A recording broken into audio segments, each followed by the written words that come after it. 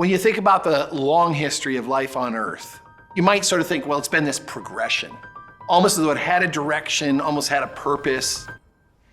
Not at all. It's an incredible series of accidents that's given us the world we know today. And this is really a deep philosophical rub for humanity. You know, for millennia, philosophers and theologians have sort of asked the question, does everything happen for a reason, or do some things happen by chance? And I would really say it's only about the last 60 years or so that scientists would be saying, oh my goodness, it's a remarkable series of events that were required for us to be here, and that so many things could have happened in a different way that we wouldn't be here at all, both individually for sure, and certainly as a species. I'm Sean B. Carroll. I'm a biologist, an author, and a film producer. And my most recent book is a series of fortunate events, chance and the making of the planet, life, and you.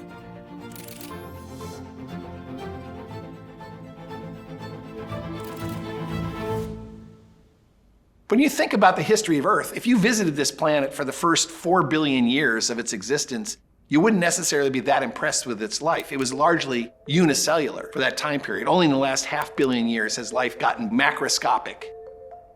In the book, I wrote a series of fortunate events. I almost decided it's like a new origin story.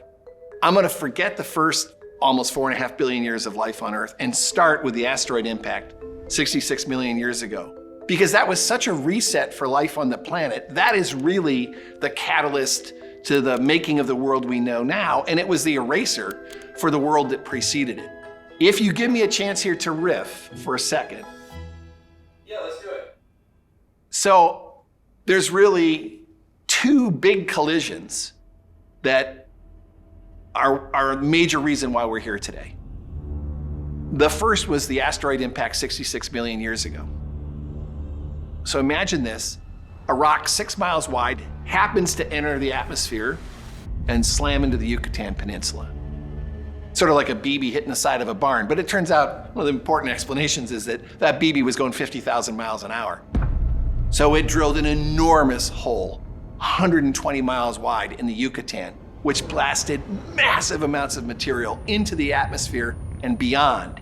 And when that material rained back down, it was like raining trillions of red-hot meteors back upon the surface of the Earth, and it was probably the temperature of a baking oven. It set off wildfires, and the devastation of the plant community, and then all the soot and all of the impact debris that was in the atmosphere blocked out the sun for probably a period of at least, say, 1 to 3 decades. It was hell on Earth.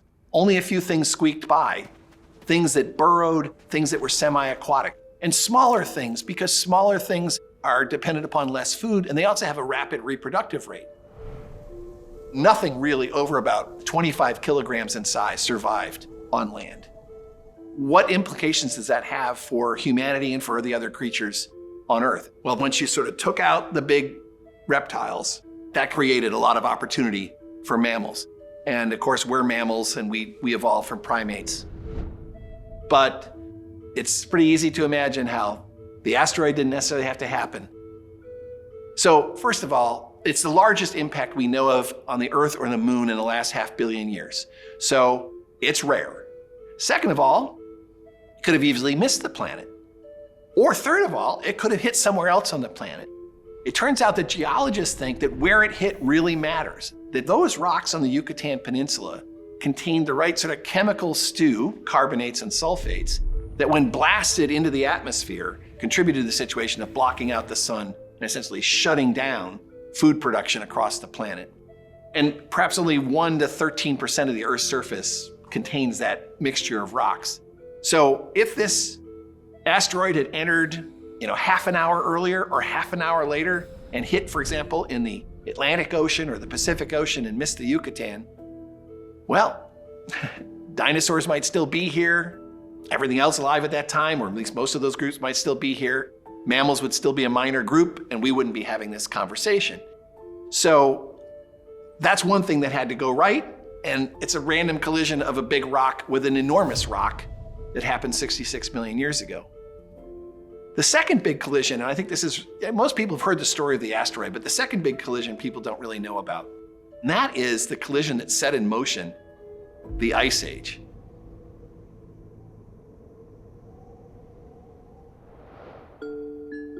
about 65 million years ago, the tectonic plate of the Indian subcontinent was below the equator, down near Madagascar. And it was zipping northward relative to the other plates and slammed in to the Asian continent. And that started building, for example, the Himalaya. And that rock building, what that does, when rock is exposed on the surface of the planet, that rock actually draws carbon dioxide out of the atmosphere. And that process has, over then millions and millions of years, eventually drawn enough CO2 out of the atmosphere to get CO2 levels low enough to tip us into this ice age. You might say, well, wow, how did that collision sort of change the world? It's during the early and middle part of that ice age that our brains expanded threefold in size. Now, this is remarkable. The ice age was sort of the test. It was this very challenging conditions out of which a line of apes emerged, big brain, tool making, habitat making, complex behaving apes, and those are our ancestors. So we really have the ice age to thank for our existence, and we have the Indian subcontinent's collision with Asia to thank for the ice age. I think we should all feel very lucky to be here. First, as a species, for the reasons of understanding that things on the planet could have gone very differently. The asteroid, the ice ages, etc. But as individuals, as we've learned more about human biology, we understand really how lucky we are.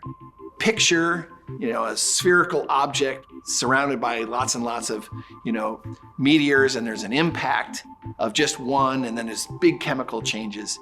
Well, it turns out, I'm not describing the asteroid impact, I'm describing fertilization of an egg by a sperm. In human fertilization, there's about 100 million sperm on average. And those 100 million sperm are carrying all sorts of genetic combinations from the father, and that one individual egg is carrying one out of about 8 million different genetic combinations from the mother.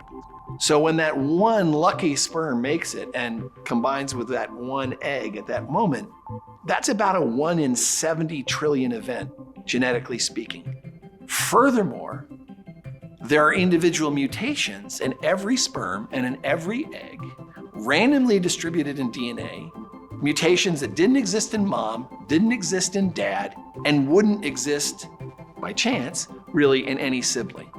So the genetic recipe is getting mixed up in every generation on an astronomical scale.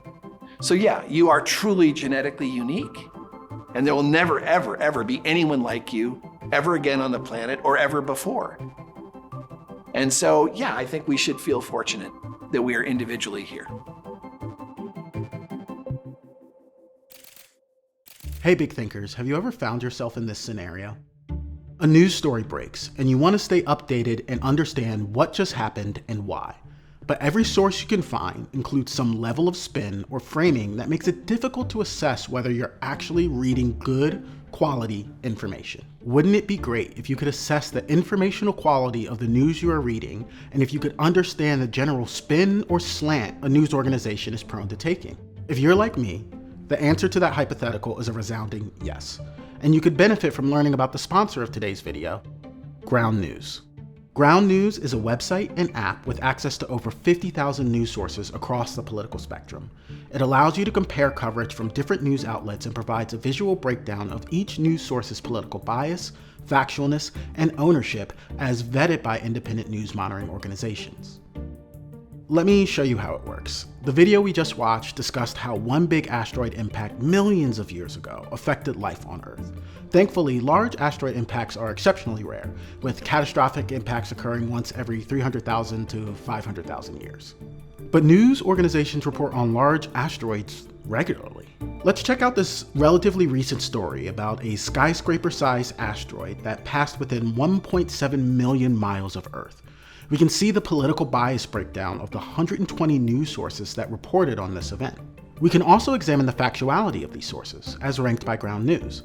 One of my favorite things to do with Ground News is to sort sources based on factuality. By doing that, I can make sure that the only sources I am seeing are the sources that rank high in factuality. You can also look at headlines side by side to see how news outlets frame the same story differently. Let's take a look with this story. As you can see, some places are leaning into the sensationalism around the event, while others are reporting in a more straight-laced, straightforward way. In addition to helping you understand the bias and factualness of a particular story or source, Ground News' blind spot feature allows you to see which stories are being disproportionately reported by different sides of the political spectrum. I've been using Ground News for years, and it's a big part of my regular news diet. It allows me to see a vast swath of news coverage all in one place, enabling me to find sources I wouldn't usually read. I recommend trying it out for yourself. If you subscribe through our link, ground.news/bigthink, you'll receive 40% off unlimited access to the platform with the Vantage plan. That was a long, meandering riff, but hopefully there's bits and pieces you can find in there. So. Want to dive deeper?